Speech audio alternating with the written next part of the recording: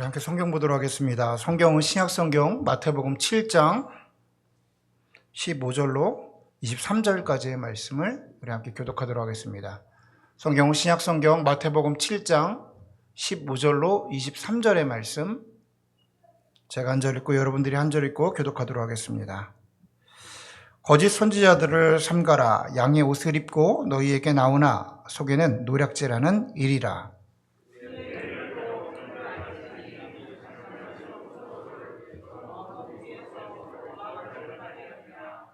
이와 같이 좋은 나무마다 아름다운 열매를 맺고 못된 나무가 나쁜 열매를 맺나니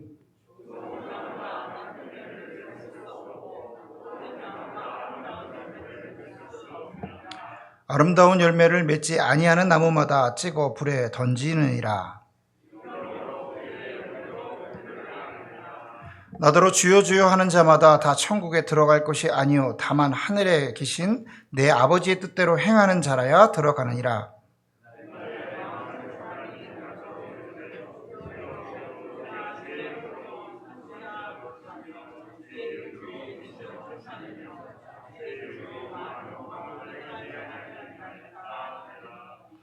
다 같이 읽습니다. 그때에 내가 그들에게 밝히 말하되 내가 너희를 도무지 알지 못하니 불법을 행하는 자들아 내게서 떠나가라 하니라. 아멘. 아멘. 오늘 저와 여러분이 나눌 말씀의 제목은 진정한 회복에는 반드시 열매가 있습니다. 진정한 회복에는 반드시 열매가 있습니다 라는 제목으로 말씀 나누도록 하겠습니다. 우리는 지난주에 여호와 라파, 회복해 하시는 하나님에 대해서 나눴습니다. 우리 하나님은 우리를 자신의 형상대로 만드시고 하나님의 자녀로 삼으셨기 때문에 우리가 고장나 있는 것을 보고 계실 수가 없습니다. 분명 하나님의 때에 우리를 완전하게 회복시키시죠. 그러니까 고치시고 회복해 하시는 것은 하나님의 성품입니다. 하나님은 끝끝내 우리를 회복해 하시는 하나님이십니다. 그런데 우리는 그 회복한 삶이 무엇이냐, 그렇게 회복이 되었다면 그럼 그 회복된 삶의 모습은 무엇이냐를 오늘 함께 나누려고 합니다. 바라기는 오늘 말씀을 통해서 그 회복된 삶을 진정으로 경험하고 또 그 삶을 더 나아가 우리 주변에 흘려보낼 수 있는 저와 여러분이 되기를 간절히 소원합니다. 아멘, 아멘. 그래서 요즘에 각 분야에서 이제 많이 사용되는 표현 중에 회복 탄력성이라는 표현이 있습니다. 회복 탄력성. 한 번쯤은 들어보셨을 거라고 생각이 듭니다. 위기를 만날 때, 고난을 만날 때에 원상복구하려는, 원래의 자리로 돌아가려는 어떤 노력치를 얘기합니다. 능력치를 얘기해요. 그래서 보통 어떻게 표현하냐면 회복 탄력성이 좋네, 회복 탄력성이 안 좋네, 이렇게 평가를 합니다. 많은 부분에서 사용이 되는데요, 크게는 한 두 가지 부분에서 많이 사용되는 것 같습니다. 첫째는 경제 그리고 금융 쪽인 것 같아요. 그래서 경제가 위기를 닥쳤을 때, 예를 들어서 IMF를 만났다, 리먼 브라더스 금융 위기를 만났다, 코로나를 만났을 때 그 나라는, 그리고 그 회사는 회복 탄력성이 좋아. 그런데 어느 나라는 회복 탄력성이 좋지 못해서 아직까지 그 후로 힘들어해, 이렇게 표현을 하기도 합니다. 또 다른 곳에 많이 사용되는 부분은 의료계예요. 정확히 말하면 환자들을 두고 그런 표현을 많이 씁니다. 무슨 소리냐면 그 환자는 어려움이 당하고 힘듦이 당했는데 회복 탄력성이 좋아 라는 건 뭐냐면 삶 속에서 그가 여러 가지 힘든 문제를 만났을 때 쉽게 회복해내는 겁니다. 다른 사람보다 쉽게 회복할 때 그 회복치가, 능력치가 좋다라고 표현하는 거예요. 예전에는 이 위기 관리를 할 때 이렇게 표현을 했습니다. 위기를 닥치지 않게 하는 것이 제일 중요한 위기 관리였어요. 그런데 시간이 지나 보니까 위기가 안 올 수는 없단 말이죠. 그러니까 위기가 올 때 그 위기를 또한 잘 이겨내는 것, 그런 것들을 우리가 이제 위기 관리라고 표현을 합니다. 가만히 요즘에 보니까 그 의사들이 표현하는 것들 중에 이런 얘기 있어요. 암이 발생하지 않게 하는 게 굉장히 중요하다고 생각을 했는데 시간이 지나 보니까 이 유전적인 문제가 굉장히 큰 거예요. 그래서 아무리 관리를 해도 가족력이 있거나 유전적이 있으면 어느 순간에 발현된단 말이야. 그러니까 그때에 잘 이겨낼 수 있도록 몸을 준비시키는 겁니다. 우리가 이제 유튜브를 통해서 많이 들으셨을 거라고 생각을 해요. 의사들은 지금도 이런 표현을 많이 씁니다. 지금 이 순간도 우리 몸에 암이 막 발생을 하고 있대요. 그런데 건강한 사람들은 그 암을 알아서 막 치료를 하고 있는 겁니다. 그러니까 싸우고 있는 거죠. 잘 관리하는 사람은 발생했지만 그래도 치유할 수 있는 능력을 갖추고 있는 사람들이에요. 그럼에도 불구하고 가족력이 있거나 유전적으로 문제가 있으신 분들은 그런 것들이 발현돼서 우리가 흔히 암이라고 표현한 상태까지 간다라는 거예요. 그러면 의사들은 그 암을 치료하기 위해서 치료제를 만듭니다. 회복제라고 생각하시면 좋을 것 같아요. 근데 그 회복제를 투여했는데 어떤 사람은 좋은 약인데도 불구하고 쉽게 낫게 되는데, 어떤 사람들은 그 회복제를 맞을 몸 상태도 되지 않아서 병원에 가면 그런 얘기 하잖아요. 좀 기다려서 몸이 올라와야 항암 치료도 할 수 있습니다. 몸이 좀 올라와야 수술을 할 수 있습니다. 이런 표현을 하는 거예요. 그러니까 중요한 건 뭐냐면, 우리에게 회복 탄력성이 좋다라는 건 계속해서 문제가 우리 안에 들어오면 그 문제를 해결할 수 있는 능력을 갖추는 사람이 되어야 된다는 겁니다. 저는 이 동일한 원리가 우리의 영적인 세계, 그러니까 신앙인에게 영적인 회복 탄력성이 또 필요하다라고 생각을 해요. 무슨 소리냐면, 우리가 인생을 살아가면서 인생 가운데에 위기를 닥칠 때가 있습니다. 문제를 만날 때가 있어요. 그리고 그 죄에 대한 문제가 계속해서 우리 안에 발생할 때, 중요한 건 회복 탄력성이 좋은 사람들은 예배를 통해서 하나님과의 관계를 통해서 계속해서 그 문제가 문제로 여겨지지 않을 정도로 바로바로 해결하는 거예요. 문제가 옵니다. 그럼 주님과 함께 해결합니다. 회복합니다. 근데 바로 문제를 해결하는 거예요. 근데 어떤 사람은요, 인생 평생에 거치면서 그 문제를 한 번 해결하는 사람이 있어요. 좋은 것 같지만 이게 뭐냐면, 인생 평생 동안 그 문제에 빠져서 깊은 수렁에 빠지고 슬럼프에 빠지고.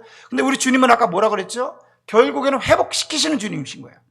근데 하나님이 계속해서 별거 아닌 거를 쉽게 회복시키시고 우리가 탄력을 받아서 주님 안에서 거하고 이렇게 살아가면 제일 좋은 건데, 그게 아니고 인생 평생 동안 이 한 바퀴 도는 거예요. 죄의 수렁에서.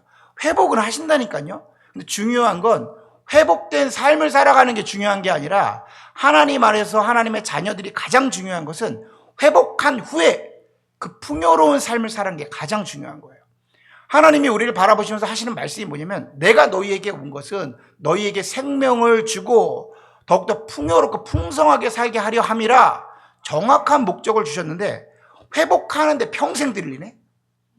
회복하는데 평생 시간이 들리는 거예요. 그건 하나님이 원하시는 모습이 아니라는 겁니다. 하나님은요, 회복했어? 그럼 그 회복한 삶을 가지고 풍요롭게 그 열매 맺는 삶을 통해서 예수 그리스도를 흘려보내는 삶을 살아가기를 지금도 우리를 향해서 원하신다는 것입니다. 그래요. 그럼 그 회복된 삶이 무엇이냐라는 거예요. 회복시키시는데 그 회복된 삶이 무엇이냐. 오늘 본문에 보면 하나님께서 그 회복된 삶에 대한 정확한 명제를 설명해 주고 있습니다. 우리 20절부터 23절까지 우리 한 목소리 한번 읽어볼까요? 20절부터 23절까지 읽습니다. 시작.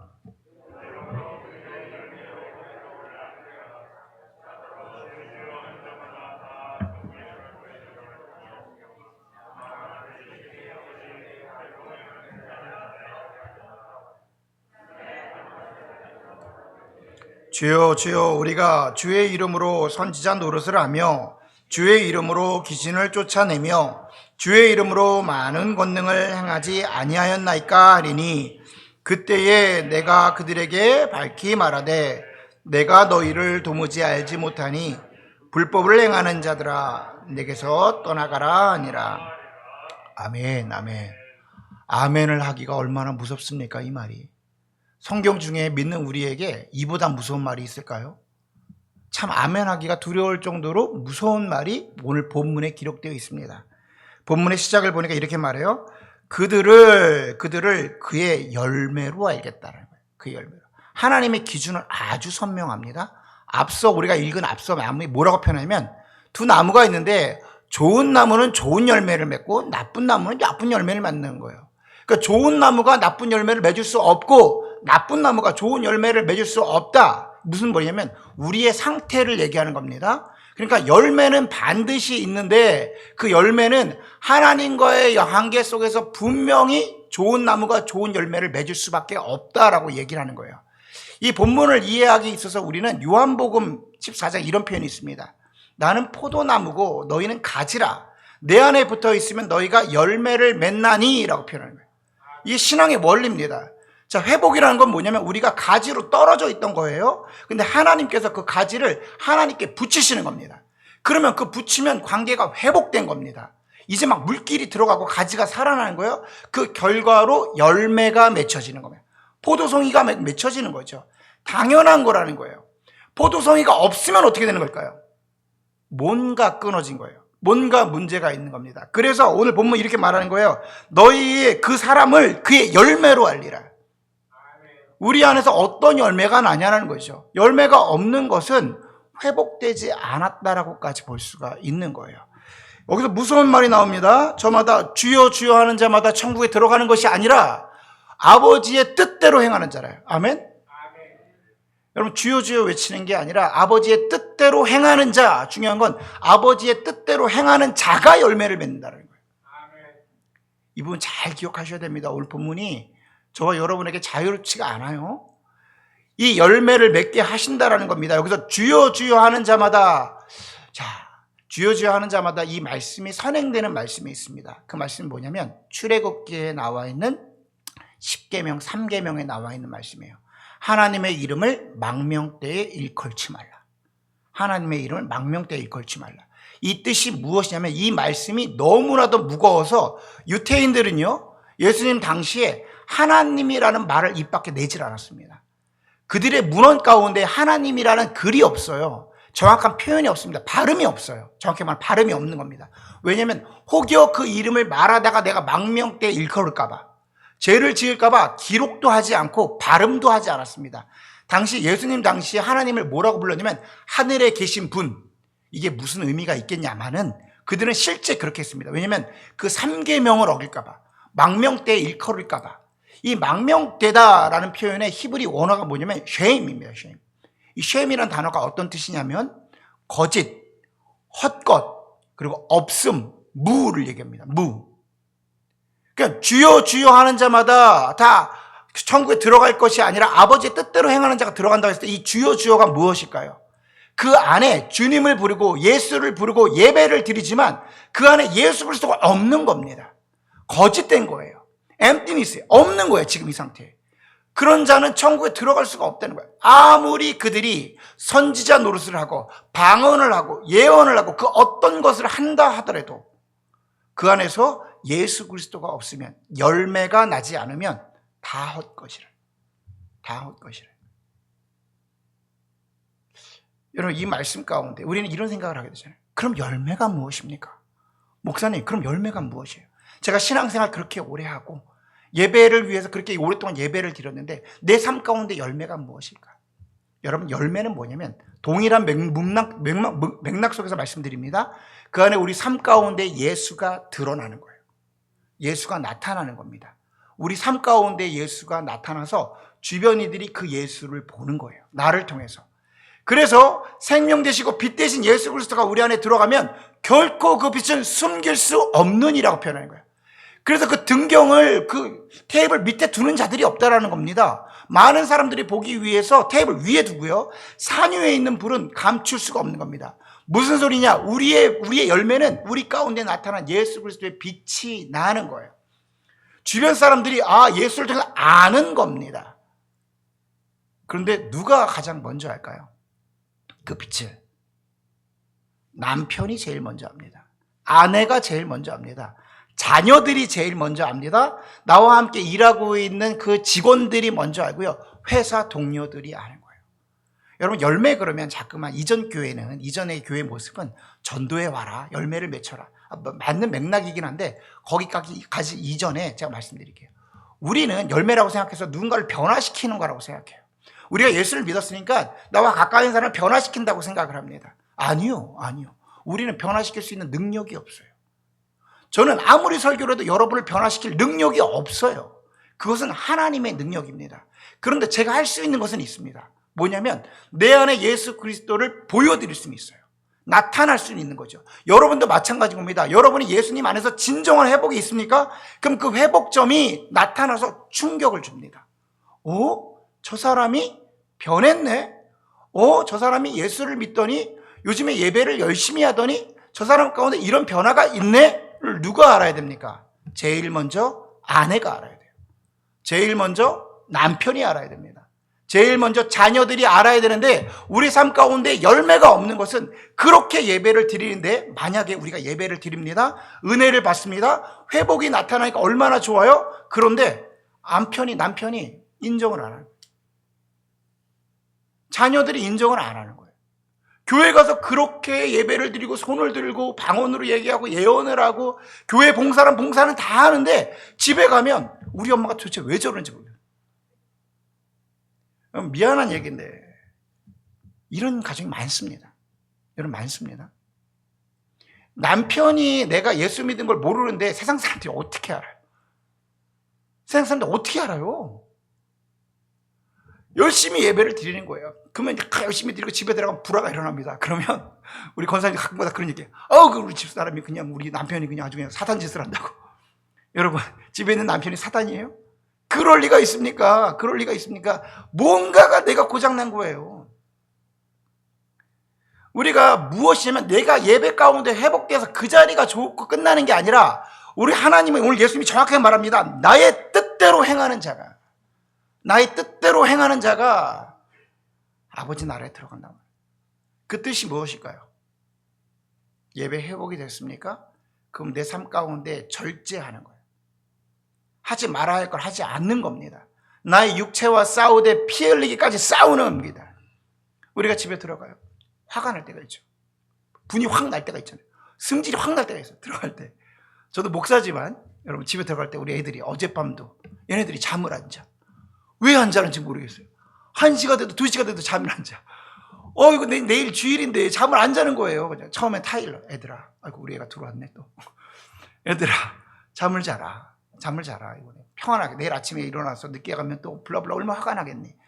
저녁에 잠이 안 자. 그러다니 결국엔 둘이서 싸워. 저쪽 방에서 자기네 방에서 조용조용 싸우면 되잖아요. 이 방에서 저 방에서 싸우는 거야.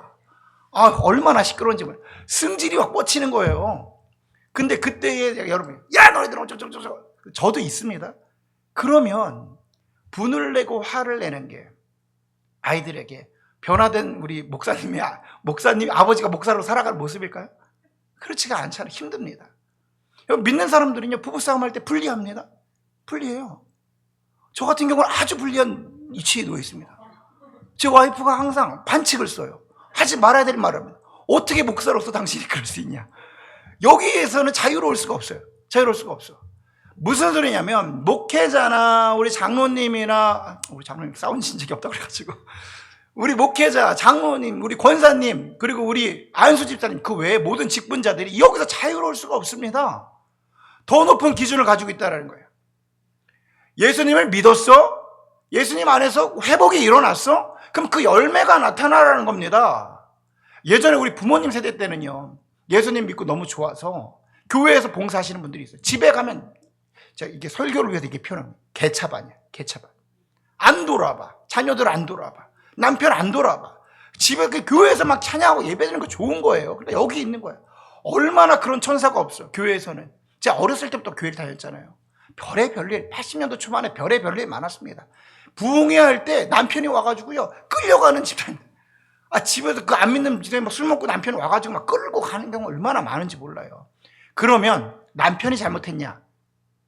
그래요. 이상하신 분들도 계십니다, 세상에. 그런데 솔직히 말해서 예수를 믿고 진짜 회복되면 그 열매가 그 빛을 숨길 수가 없는 거예요.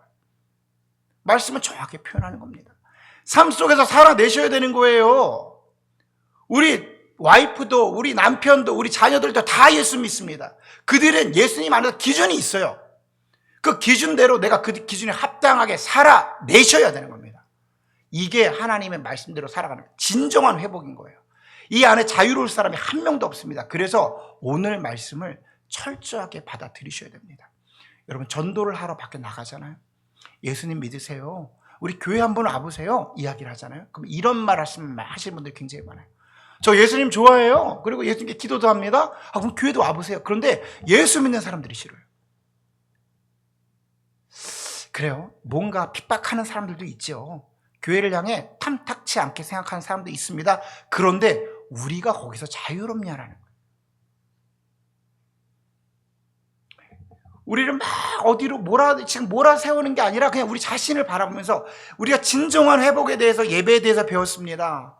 치유케 하시는 예수님도 배웠습니다. 우리가 영과 진리로 예배할 때 우리를 찾아오시는 예수님도 우리가 배웠습니다. 그런데 그 회복 가운데 나타나는 나의 열매는 무엇이냐? 우리는 그 기쁨을 가지고, 회복이 일어났어요. 기쁨을 가지고 어디에 있기 원하냐면 자꾸만 교회에 있기를 원해요. 교회 안에 머물기를 원합니다. 왜냐하면 여기서 그러면 환영받거든요. 여기서 손 열고 기도하고 찬양하고 기쁨을 내면 우리 안에 너무 좋거든. 우리 집사님, 우리 권사님, 우리 장로님, 우리 지금 은혜가 넘치나 봐요. 우리 안에 너무 그 기쁜 일이니까. 그러니까 여기에 머물려고 해요. 성경을 보면 마태복음, 또 마가복음, 누가복음 다 기록되어 있습니다. 변화산 사건이라는 게 있어요. 저는 이 일을 베드로의 변화산 사건이라고 표현합니다. 변화된 건 예수님이시지만 이 관점은 베드로에게 있어요. 제가 언제 한번 이 본문을 가지고 여러분과 설교를 나누려고 합니다. 성경 가운데에 성경 전체를 통틀어서 가장 큰 사건이 뭔지 아세요? 변화산 사건입니다. 예수님께서 제자들 3명을 데리고 높은 산에 올라가시는데 그 안에서 형체를 변화시켜서 하나님으로 보이십니다. 이런 사건이 어디 있어요? 하나님이심을 보여주신 거예요. 눈으로 볼 수 있게. 그러고 나서 그때의 성경을 보니까 하늘에서 모세와 엘리야가, 여러분 모세와 엘리야가 와서 베드로에게 이야기를 해줍니다. 이런 사건이 성경에 통틀어 있어요. 그런데 더 놀라운 건 구름이 덮이더니 거기서 하나님의 음성으로 친히 이런 내 사랑하는 아들이 그의 말을 들으라. 성경 통틀어 이런 말씀이 어디 있어요? 엄청난 얘기가 벌어지는 거예요. 그 안에 하나님의 임재가 있는 겁니다. 그의 하나님이 말씀하시는 건 뭐예요? 이는 내 아들이니 그의 말을 들으라. 그의 말이 뭐예요? 각자 자기 자신을 부인하고 자기의 십자가를 짊어지고 나를 따르라는 겁니다. 예수 그리스도의 말이에요. 그렇죠? 열매를 맺으라는 겁니다. 자기 자신을 부인해내고라는 거예요. 그리고 나를 따랐을 때 그 안에 포도나무가 열매가 되어서 포도송이가 널친다라는 겁니다. 그때의 베드로가 그 엄청난 황홀경을 경험하더니 하는 말이 있어요. 내가 하나님을 위해, 당신을 위해, 그리고 내가 엘리야와 모세를 위해 초막셋을 짓고 여기 있겠습니다. 엄청난 얘기를 하죠. 그런데 성경은 이렇게 기록합니다. 그가 무슨 말을 하고 있는지 모르더라. 그가 무슨 말을 하고 있는지도 모르. 왜냐? 좋거든요. 회복이 일어나니까 좋거든요. 하나님 경험하니까 좋거든요. 이 예배 자리가 여기가 좋은 겁니다. 그러니까 내가 여기다가 초막 셋을 짓겠습니다. 제 생각이 이랬을 거예요. 예수님이 고개를 모세가 엘리야가 저거 이랬을 것 같아요. 무슨 소리냐면 그걸 왜 보여주셨어요? 그 영광을 왜 보여주셨습니까? 하나님을 경험하고 네가 어떤 누군지 알고 그 회복된 걸 가지고 세상으로 나아가라는 거예요. 세상에 나아가서 예수를 누렸으니까 예수를 흘려보내라는 거예요. 그런데 나는 여기가 좋사오니 초막셋을 짓겠다는 겁니다. 여러분, 이게 우리의 예배가 되면 안 되는 거예요. 이게 우리의 예배가 되면 지금 하나님이 예수님이 고개 떨구시는 겁니다. 아이고, 나아가라고. 그렇게 내가 회복시켰으니까 열매를 맺으라고 이 이야기 하시는 거예요. 여러분, 너무 중요한, 지금 이 땅을 살아가고 있는 크리스찬으로 교회를 다니고 있는 저와 여러분이 제일 중요한 말씀입니다. 하나님은 회복시키시는 하나님이세요.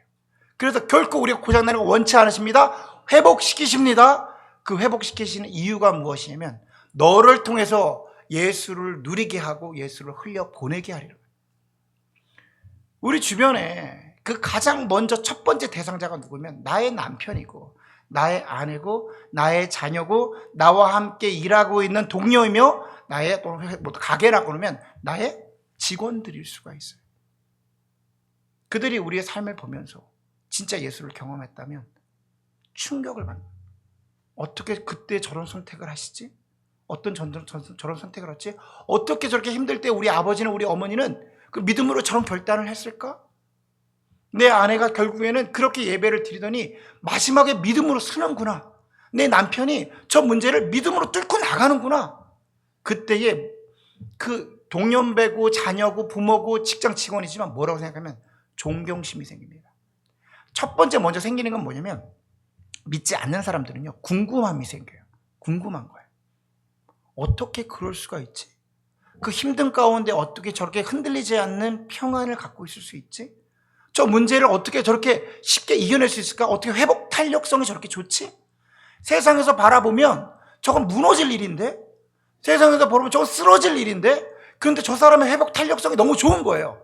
왜냐? 예수님께서 계속해서 탁탁탁탁 문제가 문제로 되어지지 않도록 만드시는, 공급하시는 겁니다. 그러니까 이 안에서 우리가 회복되는 거, 착착착. 그리고 나서 그것이 우리가 막 사람을 변화시키는 게 아닙니다. 말씀드린 것처럼 숨길 수 없는 예수 그리스도의 빛이 빛나는 거예요. 그러면 세상은 하나님의 영역 가운데에 그들에게 궁금증을 줍니다. 그들 가운데 나올 수 있는 말은 이겁니다. 형제여, 그럼 우리가 어찌할꼬? 이게 시작이에요. 사도행전을 보시면 진짜 그 안에 가운데에 방언이 터져나가고 예배 가운데 예수가 임하고 성령 임하니까 그들이 저게 뭐지? 저게 뭐지? 충격을 받습니다. 그리고 나왔던 첫 번째 말이 무엇이냐면 형제여, 우리가 어찌할꼬?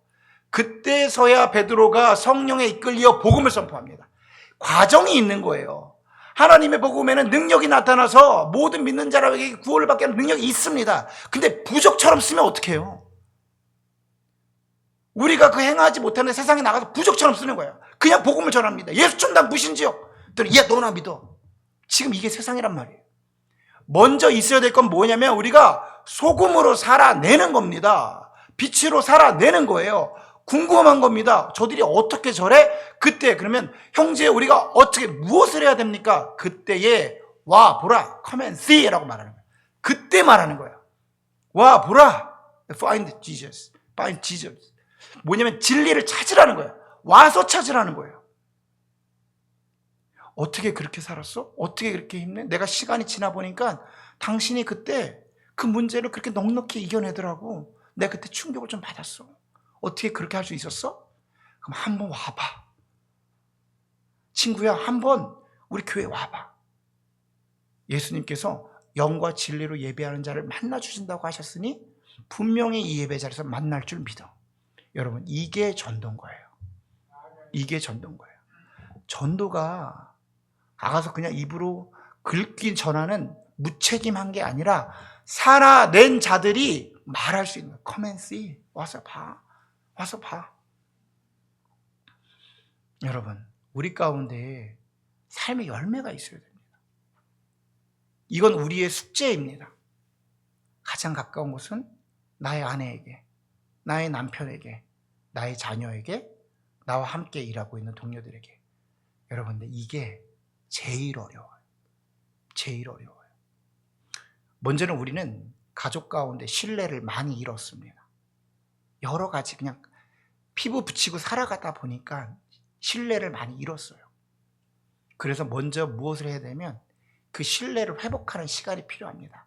그리고 나는 누군가의 남편이고 나는 누군가의 아버지잖아요. 그리고 자녀를 바라볼 때 첫 번째 지금 이 순간부터 그 사람을, 그 대상자를 그대로 바라보겠다라고 다짐해야 됩니다. 제로 베이스에서 바라보는 거예요. 그리고 저 사람이 예배하고 그 예배하는 성공을 보면서 저 사람이 변화되겠구나 하고 기대해야 돼요. 기대. 그러니까 저것도 맨날 저러다가 말 거야. 이러지 마시고, 옛날에도 저랬지. 한두 번이야? 이거 하지 마시고 이제 순수한 마음으로 하나님이 하실 거예요. 여러분, 사람 변화됩니까? 사람 변화됩니까? 변화됩니다. 저와 여러분이 변화됐잖아요. 저는 저를 거울 보고 볼 때마다 하나님 살아계시구나. 우리 하나님 진짜 살아계시네. 왜냐하면 또 절망하고 무너지지만 그러면도 강단에 서서 진리의 말씀을 전하잖아요. 또 살아보겠노라. 살아보겠노라. 여러분, 그때에 하나님이 임하셔서 조금씩 변화되는 거예요. 사람이 변화되는 게 너무 느려서 세상 사람들은 뭐라고 말하냐면 사람 고쳐 쓰는 거 아니야? 사람 고쳐 쓰는 거 아니야? 안 맞으면 버리는 거야? 거리 두는 거야? 이렇게 말합니다. 예수 믿는 사람이 그렇게 말하면 어떡해요? 사람 변화되는데 참 더디어. 그럼에도 불구하고 하나님 살아계시니까 변화시키셔. 그래서 우리가 그를 위해 중보하는 거예요. 그죠? 그러니까 그 시선으로 나의 아내를, 나의 남편을, 나의 자녀를, 나의 아버지를 바라보는 겁니다. 하나님 변화시키십니다. 그러고 나서 기대하는 거예요. 그리고 당사자들은 끝끝내 살아내셔야 됩니다. 또 무너져요. 또 무너지고 또 실패하고 또 부부끼리 싸움도 합니다. 여러분, 저희 나이가 좀 젊어서 부부싸움 하는 거죠? 우리 권사님들, 장로님 부부싸움 안 하시죠? 그때 되면 안 하는 거죠? 그런 게 어디 있습니까? 여러분, 그런 게 어디 있어요? 그죠? 하는 거죠. 근데 선한 싸움, 제가 그 부부싸움을 하더라도 지혜로운 싸움. 그래서 내가 이게 아니다. 지금 사단이 내가 또 욱하게 하고 태어나게 하고 내가 그동안 나왔던 거를 또 만들려고 한다. 그러면 멈춰 세워야 돼요. 둘 중에 하나 멈춰 세워야 돼요. 멈춰 세워야 돼요. 예배 성공, 그 주에 예배 성공하시는 분이 멈춰 세워야 돼요. 계속 멈춰 세울 때에 하나님이 만드시는 아름다운 가정, 예수를 누리고 예수가 흘러가는 일들이 벌어집니다. 말씀을 마무리하려고 합니다. 하나님이 회복시키시는 여호와 라파 되시는 하나님이십니다. 그런데 하나님의 원리가 있어요. 우리가 새벽마다 읽고 있는 에스겔에 보면 그 원리가 나오는데 하나님은 하나님의 일을 하십니다. 에스겔의 기준으로 말하면 그 모든 전쟁을 승리로 이끌어하시고 마무리 지으세요. 전쟁이 여호와 니시, 여호와의 이름으로 승리하게 됩니다. 그리고 나서 그 전쟁의 마무리를 누구한테 시키시냐면 하나님이 그 백성, 이스라엘 백성들에게 시키시는 거예요. 그 마무리를. 이게 무슨 뜻이냐면 하나님은 구원케 하시는 하나님이십니다. 하나님 우리 구원하셨어요. 그죠? 아멘? 하나님이 우리를 구원하시고 나서 우리가 정결하게 살아가는 일을 우리에게 맡기신 거예요. 에스겔의 기준으로는 너네는 그 땅으로 돌아가서 성벽을 재건하고 성전을 재건하라는 거예요. 우리의 영혼으로 말하자면 너희가 하나님이 구원시키셨다면 이제 너희의 육체를 성전을 짓고 성벽을 져서 성결하게 살아가라는 겁니다. 자, 하나님은 우리를 회복시키실 때 우리의 영을 회복시키셨어요. 그래서 이전 것은 지나갔으니 보라 새 것이 되었도다. 그럼 우리가 무엇이 새 것이 됐냐면 우리의 영이 새롭게 된 겁니다. 우리의 영은 지금 이 순간 하나님과 관계 맺을 수 있어요. 하나님께 기도할 수 있고 하나님 나라를 누릴 수 있습니다. 근데 육체는요? 아직 하나님 나라에 들어간 것이 아니기 때문에 아직인 거예요. 그러니까 우리 육체는 우리 육체의 소욕이 있습니다. 육체의 정욕이 있어요. 세상의 자랑이 있어요. 이거 하고 싶고 탐욕이 있고 더 많이 갖고 싶고 나만 먼저 하고 싶고 그런 게 다 있어요. 아무리 자녀에게도 부모에게도 다 있어요. 내가 먼저 우선시 되고 싶은 거죠. 더 많이 누리고 싶은 것. 그런데 생각해 보십시오. 우리의 몸은요, 영과 육과 혼으로 만들어졌대요. 성경에. 그러면 영은 변화됐습니다. 육은 아직 변화되지 않았어요. 한 가지 남은 게 있습니다. 혼이에요. 혼. 우리의 혼은 곧 우리의 마음, 우리의 생각을 얘기합니다. 그래서 이 혼이 영에 붙으면 우리가 사는 거예요. 성령에 붙으면, 영에 붙으면 하나님의 뜻대로 살아가는 성령의 사람이라고 표현하고, 이 혼이 육에 붙으면 육신에 살아가는 육의 종노릇하고 죄의 종노릇하는 사람이 되는 거예요. 이게 사망의 길이고 망하는 겁니다. 그러니까 우리는 하나님께서 구원을 이루셨어요. 근데 앞으로 우리의 성전과 성벽을 정결하게 살아가는 건 우리의 마음과 우리의 생각이 그 뜻을 어디에 두겠냐라는 거예요. 하나님이 포도나무시고 거기에 붙어있고 그 하나님에 붙어있으면 열매가 척척척 맺혀져서 아름다운 가정을 만드는 겁니다. 아름다운 자녀들을 만드는 겁니다. 아름다운 회사를 만드는 거예요. 그 삶을 통해서 예수가 궁금해져서 수많은 사람들이 산에 있는 빛을 보고 그 빛을 향해서 오게 되는 것입니다. 바라기는 우리 교회가 그런 교회가 되길 원하고, 바라기는 우리 모든 가정이 그런 가정이 되길 원하며, 여러분의 사업장이 그렇게 되어지기를 간절히 소원합니다. 여러분, 오늘의 말씀은 목회자로서 여러분을 위로하는 말씀이 아닙니다. 우리 자신을 돌아보자는 거예요. 성령의 빛으로 나를 조명하셔야 됩니다. 여러분, 예배의 자리 좋지요. 저도 이 자리가 얼마나 영광스럽고 즐거운지 모릅니다. 근데 내려가면요, 현실입니다. 세상은 우리에게 손가락질합니다. 너가 예수님의 제자라며, 너가 예수님의 사람이라며. 그런데 그렇게 살아가니? 여러분, 자유로울 사람이 한 명도 없습니다. 바라기는 이 시간 우리 자녀 가운데 우리의 연약함을 주님께 고백하고, 날마다 내 연약함을 발견하니까 주님께 간구할 수 있잖아요. 주님, 또 이렇게 제가 욱하고 저의 속사람의 습성이 나타나고 또 육체의 소욕을 따라 살아가고 연약합니다. 나의 기도 시간에 동행하여 주셔서 주님, 그 모든 것들을 다 이겨내고 나의 삶을 통해서 예수 그리스도가 드러나는 삶을 살게 하여 주시옵소서.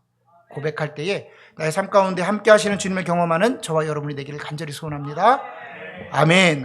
우리 함께 기도하겠습니다.